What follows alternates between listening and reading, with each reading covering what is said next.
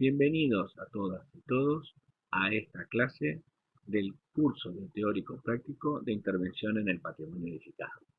Hoy tenemos una clase doble con las arquitectas Susana Mezquida y Laura Huerta. Primeramente va a hablar Susana Mezquida, que nos va a dar algún panorama sobre los criterios de intervención en el patrimonio edificado a nivel urbano. Y la presentamos. Susana Mezquida es arquitecta especializada en rehabilitación urbana y arquitectónica y es actualmente la delegada ante la Comisión Nacional de Monumentos por la Ciudad Autónoma de Buenos Aires. También se desempeñó en el Ministerio de Desarrollo Urbano del Gobierno de la Ciudad de Buenos Aires desde el año 1988 para concluir en el año 2017 como gerente operativo de Patrimonio Urbano. También ha participado en el Plan Urbano Ambiental de la Ciudad de Buenos Aires y ha sido docente en la carrera de especialización de gestión del patrimonio urbano de la UBA, de la Universidad de Mar del Plata, y también ha sido docente en el Centro Internacional para la Conservación del Patrimonio, esto es, el SICOP. También es autora de diversas ponencias y publicaciones, profesora invitada de la Universidad Torcuato de Itela.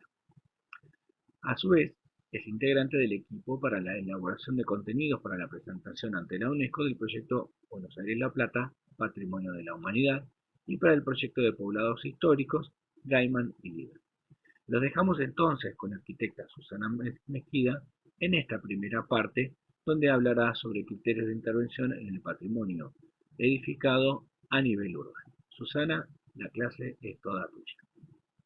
Bueno, buenas tardes. En el marco de este curso, el curso que ustedes están llevando adelante, junto con la arquitecta Laura Hueve, vamos a reflexionar acerca de una serie de criterios de intervención acerca del patrimonio cultural. En este marco, llevando adelante esto que le estamos planteando, en nuestra accionar como profesionales del patrimonio, cuando nos toca intervenir en el patrimonio, nos vamos a enfrentar con diferentes escalas de intervención. En algunos casos serán relaciones de lo construido con el paisaje de una manera más articulada, es decir, como por ejemplo pueden ser zonas homogéneas donde estemos cercanos a determinados accidentes geográficos, como pueden ser ríos o montañas, como suele suceder en los poblados, que se interactúa de una manera más contundente con el paisaje, con lo rural y con lo urbano, o bien en ciudades mucho más densificadas, donde la construcción o lo construido se ha devorado al paisaje, y nos enfrentamos ante determinados tejidos que han ido sufriendo múltiples sustituciones a través del tiempo, y el patrimonio queda imbricado en esas lógicas, con lo cual nosotros debemos encontrar la manera de lograr optimizar, es decir, los valores de ese patrimonio, que muchas veces estas situaciones se dan por razones de superposición de códigos, cambio de densidades, y estos perfiles generan algunas zonas homogéneas y otras donde las piezas arquitectónicas quedan inmersas en una lógica urbana totalmente diferente. Tenemos que generar o tratar de pensar en un posible sistema de intervención que nos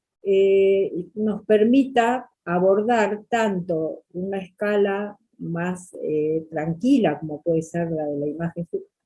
superior, como la de una ciudad mucho más compleja en cuanto a diversidad arquitectónica, donde hay conviven en el espacio, es decir, en el mismo espacio conviven arquitecturas de diferentes tiempos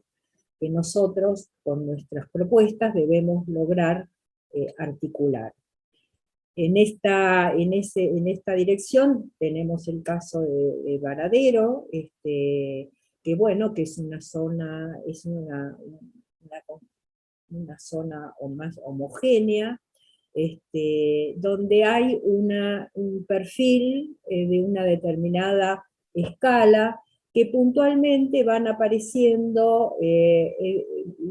edificios de otra densidad, probablemente producto de la superposición también aquí de los códigos, y que habrá que encontrar la forma de articular estas piezas con la nueva arquitectura, con esta arquitectura del pasado. Pero previamente me parece interesante, o me parece necesario, que comprendamos cómo se fue desarrollando la cuestión del patrimonio en nuestro medio, en nuestra sociedad. Recordemos que a mediados del siglo XX, un poco antes del mediados del siglo XX, de la mano de la Comisión Nacional de Monumentos, se instala el tema del patrimonio, pero con una mirada de pieza, digamos, de elemento. Por algo se llama Comisión de Monumentos, o sea, en ese momento lo que se entendía como patrimonio era aquellas piezas que tenían una altísima calidad arquitectónica, o que eran arquitectura religiosa, o arquitectura de los sepulcros, es decir, había como un valor de monumental en relación a lo que era el patrimonio. Pasado unas décadas, es decir, y de la mano, esto no es privativo de la República Argentina, sino que es un fenómeno que se va dando en Latinoamérica y también en el resto del mundo, se reconocen los cascos históricos, o sea, pasamos de una protección puntual a reconocer áreas. Esas áreas eran coincidentes con el casco fundacional de cada ciudad, o sea, cada ciudad tenía un casco que coincidía con el lugar donde se había fundado. Entonces ahí se da un paso, porque se avanza, ya se deja ese concepto de monumento, y se reconoce una determinada área donde, además de los edificios, hay un área, un entorno, un espacio público. El tema del patrimonio sigue avanzando, y en la década del 90 se reconoce, a partir también de una demanda de los vecinos, se reconocen, además de los cascos históricos, otros sectores de la ciudad que por diferentes razones tienen un valor agregado, que es el valor patrimonial, que se generaron muchas veces porque pasó el ferrocarril, y entonces se generó un poblado en ese sector, o bien porque se instaló una industria, o bien porque se generaron barrios de vivienda de interés social, y todas esas situaciones, bueno, fueron formando, además del casco fundacional, unas áreas que se distribuían en el tejido de la ciudad, que conformaron lo que normalmente se denomina o áreas de protección histórica, áreas de protección patrimonial, pero que respondían a una lógica. O sea, esa lógica que se había gestado en el casco histórico se multiplica, se va multiplicando en cada una de las áreas de protección. Y avanzado también, ya prácticamente a principios de este siglo, se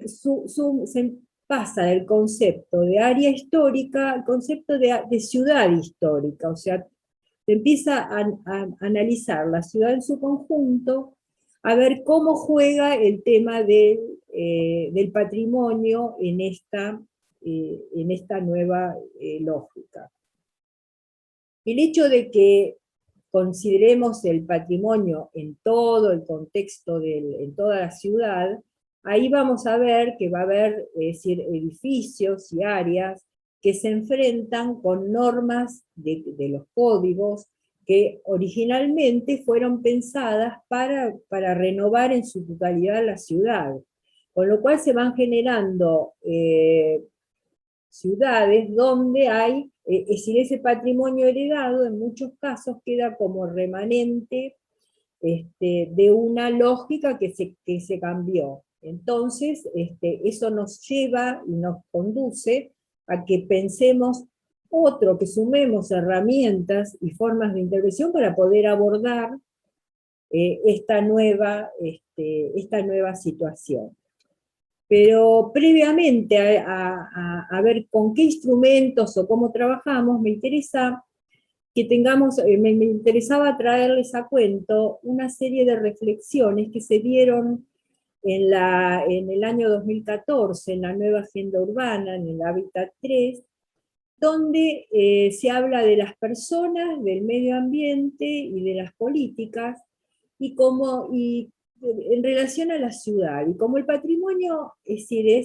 atraviesa todos los intereses y un montón de situaciones, estas cuestiones tocan al tema del patrimonio, y creo que es fundamental considerarlas y tenerlas en cuenta, porque aquí estamos hablando de desafíos, y si hablamos de desafíos, sí quiere decir que son cosas por hacer, cosas que tenemos que alcanzar. Entonces tengámoslos presente a la hora de intervenir en el presente en la cuestión del patrimonio. En esa dirección, en relación a las personas, debemos pensar en ciudades centradas en ellas, ¿no? Es decir, que el protagonista sea la persona, que las ciudades sean inclusivas, o sea, que se tenga en cuenta el tema de las discapacidades, o sea, que ahí hay toda una cuestión de trabajo para ver cómo se integra esta situación, aquellos edificios que tienen un valor patrimonial y que fueron pensadas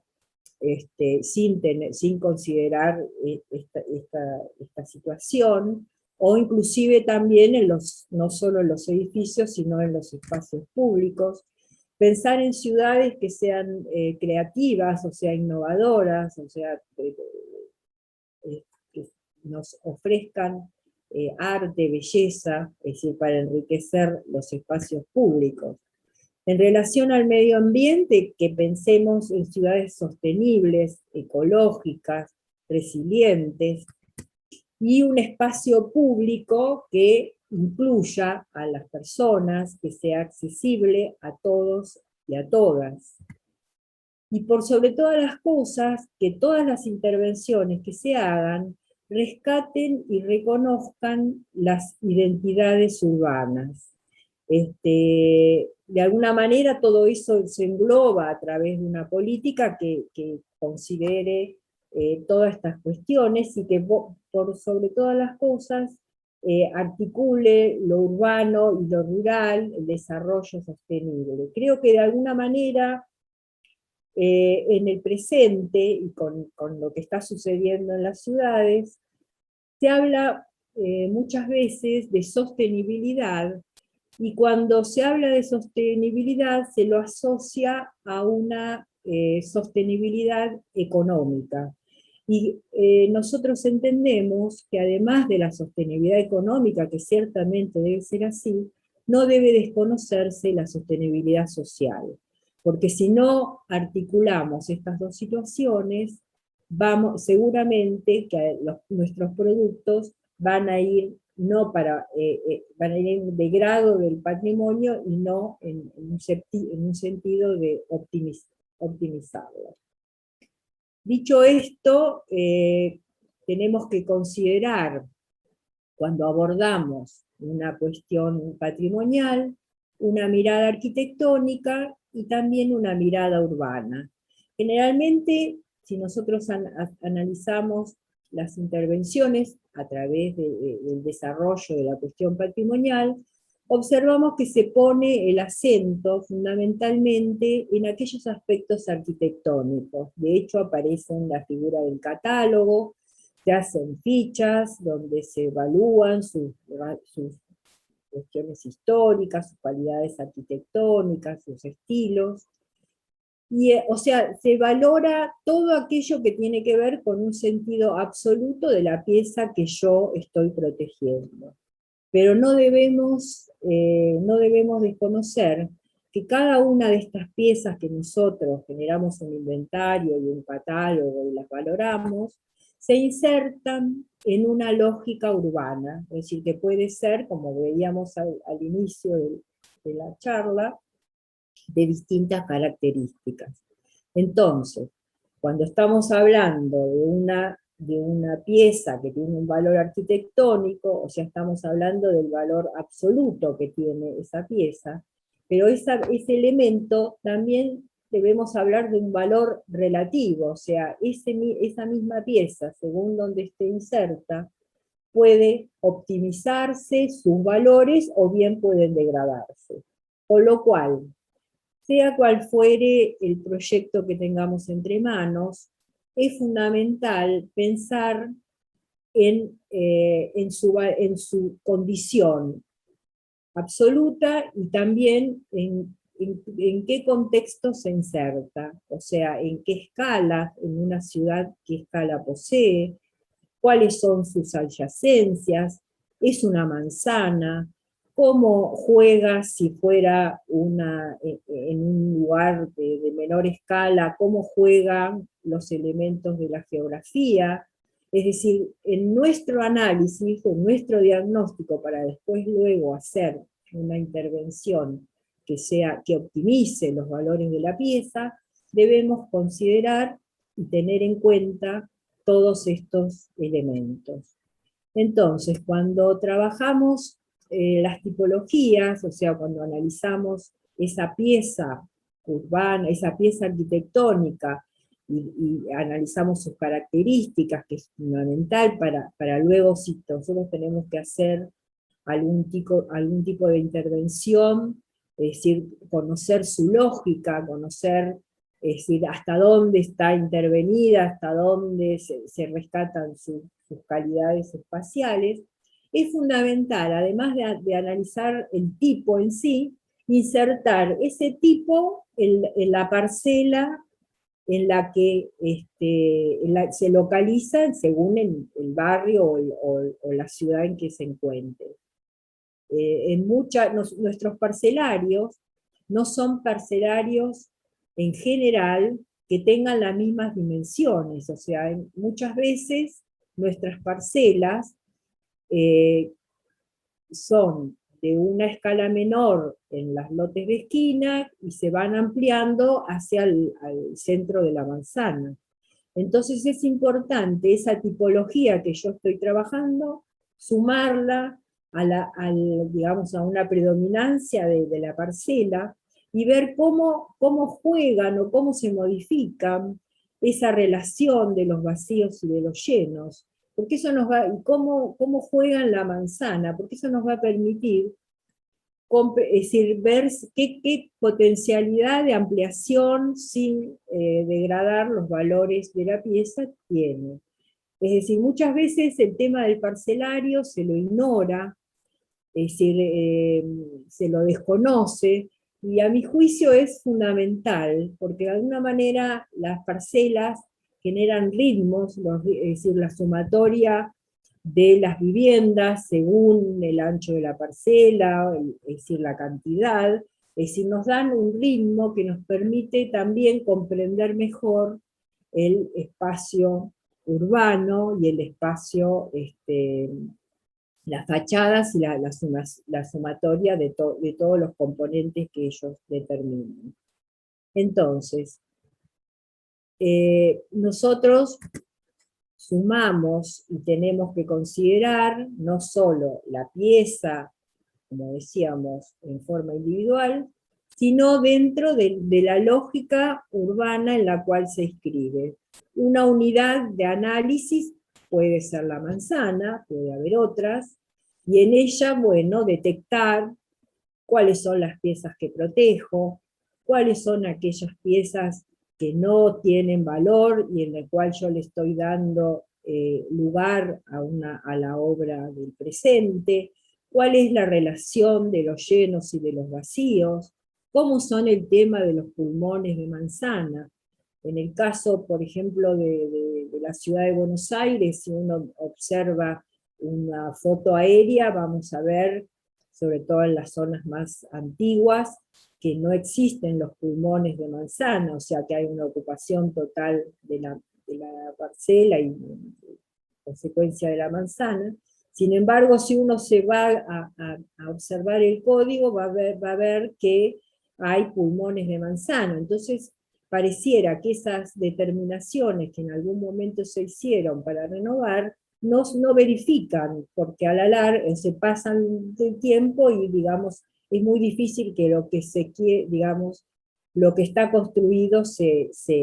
demuela, ¿no? Con lo cual es importante, cuando abordamos cualquier trabajo que tenga que ver con el rescate patrimonial, es empezar por un minucioso análisis de lo que existe, de lo existente, y a partir de ahí empezar a reflexionar o a ver de qué manera yo hago una propuesta para lo que tengo entre manos. Entonces nosotros, con este criterio, pensamos, a mí me gusta pensar en sistemas, un sistema de protección patrimonial, o sea, qué elementos yo tengo que tener, no puedo dejar de considerar, para luego aplicarle a distintas lógicas. Yo lo puedo aplicar en una escala menor, como veíamos al principio, o en una zona muy densificada, pero yo puedo ir trasladando y aplicando esta lógica y analizando cómo lo trabajo. Es decir, traigo a cuento el sistema del ferrocarril, digamos como ejemplo, el sistema ferroviario, que está compuesto por las vías, por las estaciones de distinta escala, por los puentes, por las casillas de los guardabarreras, y cada uno de esos elementos necesitan del otro. Es decir, con las vías solas no hacemos nada, con las estaciones tampoco. Entonces, se interrelacionan unos con otros. En esa dirección, y llevándolo a esto que venimos hablando, también creo que tenemos que tener en cuenta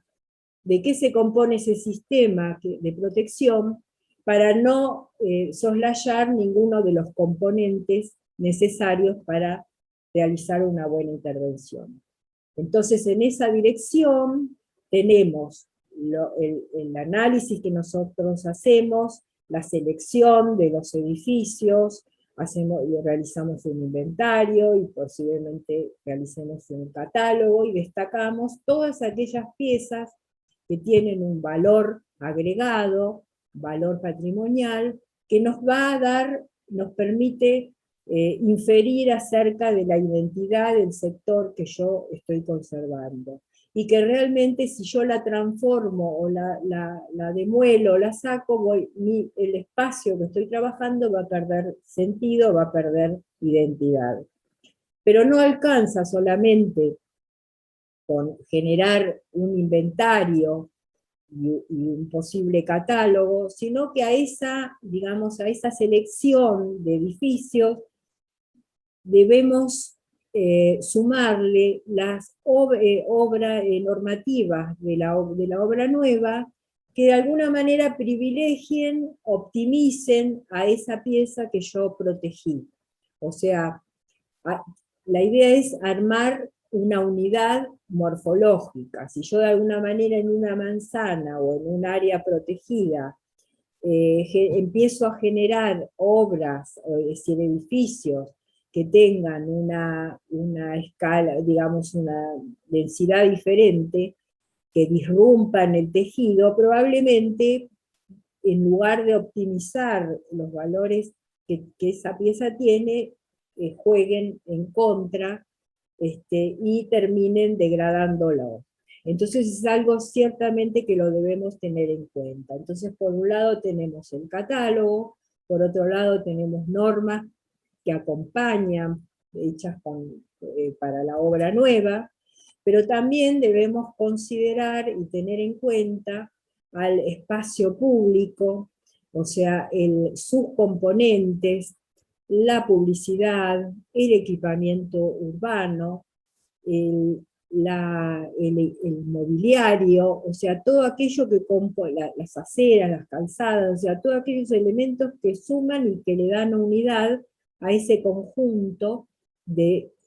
piezas inventariadas y catalogados, y a esos edificios que yo hice en el presente y que acompañan aquello que quiero proteger. Además de estas componentes, también nuestro sistema tiene que tener en cuenta cuáles son los usos del suelo. Muchas veces hay usos que están indicados en los códigos que degradan o que no aportan a la tipología que yo quiero conservar, con lo cual cuando yo pienso en un uso, tengo que pensar en la tipología que tengo por delante y también tengo que pensar en el rol que tiene ese sector urbano en el contexto del conjunto de la ciudad, ¿no? Cuál es la función y cómo se articula el uno con el otro. Por eso ahí viene el cuento del planeamiento, ¿no? Es fundamental. No se puede pensar un área con valor patrimonial como una isla, sino que va a jugar también un rol en el contexto en el cual se inscribe. Y también como el patrimonio generalmente es de dominio privado, pero tiene un reconocimiento público porque el conjunto de la sociedad le da un valor, es importante considerar estímulos e incentivos para propiciar la puesta en valor de esos bienes, o sea, que haya un juego entre lo público y lo privado y una articulación a través de una gestión que permita avanzar en esa dirección. Y obviamente todos estos elementos que yo he nombrado, que son de orden defensivo, pero también hay que tener una actitud propositiva y generar programas de acción, programas de actuación que potencien, que valoren, mejoras del espacio público, distintos programas, programas de educación, es decir, en función de las piezas que yo considere, de las áreas que yo tenga entre manos, definir cuáles son esos programas de actuación factibles de implementar para poner en valor las áreas. Es decir, en el espacio público es importante que tengamos en cuenta sobre todo el tema de la publicidad, o sea, aquí observamos en las imágenes muchas veces en los ejes comerciales, las plantas bajas que se destruyen por la instalación de locales comerciales que horadan indiscriminadamente las plantas bajas, y que de pronto es posible instalar el mismo uso, la misma función, tratando de rescatar la proporción y sumar a esa planta baja que estaba totalmente degradada, integrarla a la planta alta y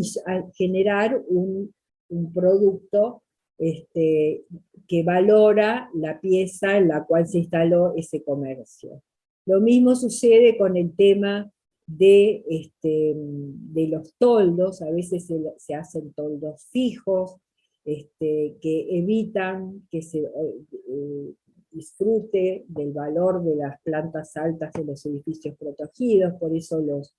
los toldos rebatibles son una buena solución de distintas formas, o el tema el tema de las marquesinas y de las ocupaciones de las plantas, digamos, de las veredas, es decir, que evitan también el disfrute de los edificios en su conjunto, así como también, bueno, el tema de los aires acondicionados, es decir, el equipamiento, es decir, todo suma a generar una buena práctica en relación al tema del espacio público. Como también la publicidad, muchas veces observamos que la publicidad, es decir, barre con los ornamentos, se instala de manera prepotente y hace que no se reconozca la lógica de la planta baja. Sin embargo, nadie está deseando que no se publicite, sino todo lo contrario, sino que la publicidad se sume a la lógica y al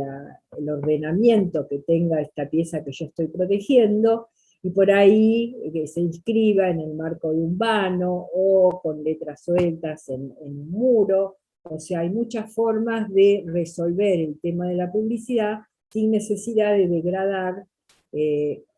los valores del edificio. Entonces nosotros hablamos de este sistema que estaba formado por el catálogo y por las áreas que contenían el espacio público, los usos, los incentivos, pero también, es decir, sumando, es decir, por un lado tenemos la figura del catálogo y la figura de un área. Si nosotros de pronto estamos trabajando en digamos, en un contexto donde ha habido mucha sustitución, donde ha habido una superposición de códigos y hay unos perfiles donde el patrimonio heredado queda como remanente en una lógica diferente, probablemente no vamos a poder reconocer un área a la hora de elaborar una propuesta patrimonial, pero sí vamos a reconocer determinados sectores que pueden estar formados por una cuadra o por un conjunto de edificios que quedan como testimonio de ese pasado, de esa lógica urbana que tuvo en su momento la ciudad. Entonces nosotros pensamos que es factible incorporar un nuevo instrumento, una nueva figura, que es la figura del fragmento, de los tramos, en algunos lados se lo denomina fragmentos, en otros tramos, que lo que se hace es se reconoce un conjunto menor de edificios que conforman una unidad morfológica. ¿Cómo se conforma una unidad morfológica? Y bueno, puede ser porque hay una homogeneidad en sus alturas, o bien porque responden a una misma ritmo, por ejemplo, la construcción de la fachada, como es este caso, es decir, que al paso, digamos, al peatón, digamos, al que va recorriendo, es decir, un determinado espacio público, le genera, digamos, tiene un sentido, un reconocimiento, ¿no? Que es muy diferente de pronto si solo queda una casa, una única vivienda inscripto en una lógica totalmente diferente. Entonces, es decir, otro instrumento que nosotros trabajamos y consideramos interesante es este que denominamos fragmento, o sea, es el reconocimiento en un sector que de pronto puede estar acompañado por determinados edificios que no tienen valor y que sería deseable que se renueven. De pronto se reconocen un conjunto de edificios que responden a una lógica, a una relación de llenos y vacíos, es decir, ritmos. Hay un montón de posibilidades de reconocimiento desde la percepción de esta unidad morfológica, y es bueno reconocerla, valorarla y también considerarla a la hora de intervenir. Esto es un elemento que para nuestras ciudades latinoamericanas, que en general tienen mucha sustitución, es decir, que a veces es difícil reconocer un polígono donde haya una homogeneidad como para conformar un área, de pronto esta cuestión suma y aporta a la protección del patrimonio. Entonces hay diferentes formas, o sea, se puede hacer un completamiento en aquellos con arquitectura contemporánea, en aquellas situaciones donde vienen estos fragmentos, vienen acompañados de obras que no tienen valor y que es bueno hacer una incorporación de arquitectura de nueva planta. Y otro elemento que también es factible de usar es lo que nosotros denominamos pieza de ajuste, justamente cuando nosotros estamos en áreas donde hay diferentes alturas, ver la manera, si por ejemplo este es un ejemplo es decir, esto está en una avenida de la ciudad de Buenos Aires, donde hay un edificio, un colegio de altísimo valor patrimonial, y hay un predio que no tiene ningún valor, y hay unos edificios duros que seguramente no se van a demoler, pero que tienen otra escala. Entonces la idea es generar lo que nosotros denominamos piezas de ajustes, o sea que buscar articular estas distintas escalas, generando un producto que tome esas dos situaciones y aporten con una nueva arquitectura la articulación de estos dos tiempos históricos. Yo creo que esta cuestión de reconocimiento de estas diferentes escalas es el desafío que tenemos en el presente en nuestras resoluciones patrimoniales. No pasa por hacer tabla rasa como se hacía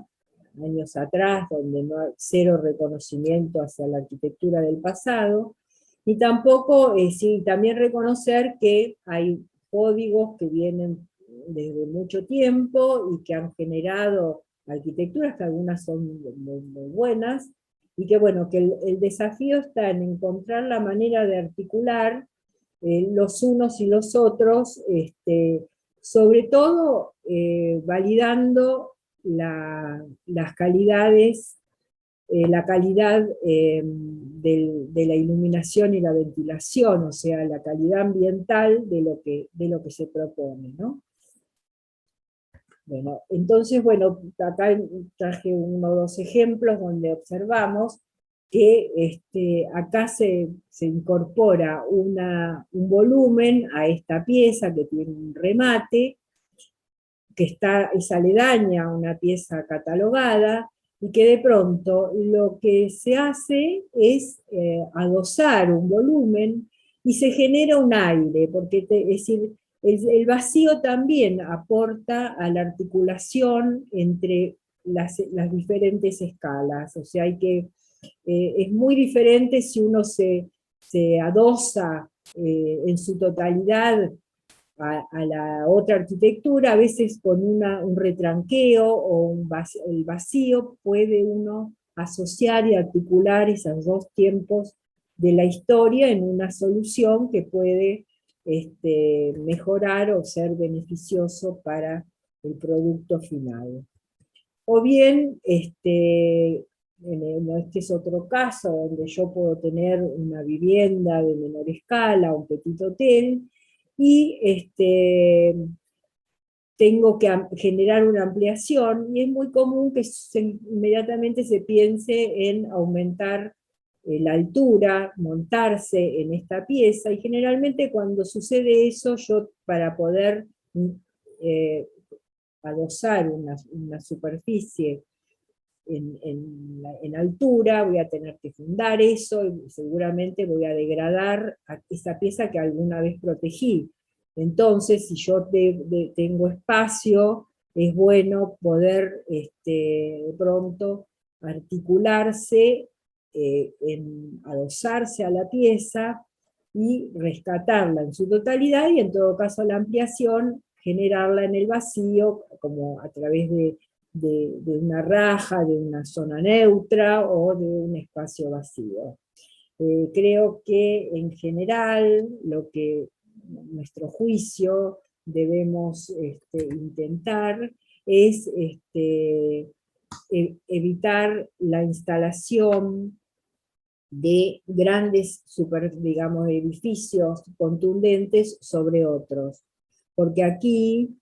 sí, es decir, como hablábamos en un principio de lo que es la sostenibilidad social y la sostenibilidad económica, en este caso, es decir, en este ejemplo, se estaría privilegiando fundamentalmente aquello que tiene que ver con la sostenibilidad económica en detrimento de la sostenibilidad social. Y eso es lo que tenemos que evitar. Bueno, Muy bien, muchas gracias, Susana. Excelente tu clase. Concluye así la primera parte de la arquitecta Susana Mezquida y la arquitecta Laura Weber sobre los criterios de intervención en el patrimonio edificado a escala urbana. En la próxima clase, la arquitecta Laura Weber, la vocal secretaria de la Comisión Nacional de Monumentos, disertará sobre el accionar de la Comisión y los programas que están actualmente en vigencia, en particular sobre aquellos que tienen que ver con la localidad de Varadero. Los esperamos entonces en este curso teórico práctico de intervención en el patrimonio edificado de la Comisión Nacional de Monumentos y la Municipalidad de Varadero. Hasta la próxima.